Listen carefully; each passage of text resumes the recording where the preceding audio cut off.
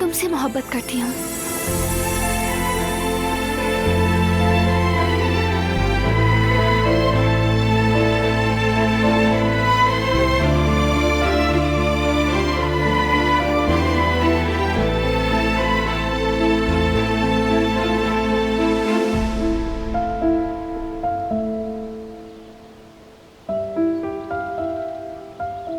मैं भी तुमसे बहुत मोहब्बत करता हूँ। जब हम एक दूसरे से दूर भी थे तब भी तुम मेरे साथ ही थे, मेरे सहन में, मेरे दिल में, मेरे वजूद में।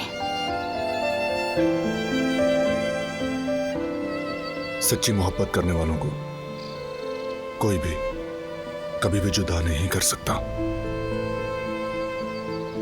मैं भी हमेशा सिर्फ तुम्हें ही सोचता रहा।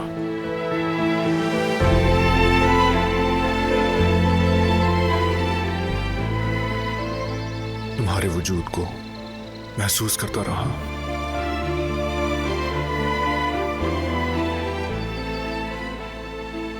अब तुम्हें मुझसे कोई जुदा नहीं कर सकेगा।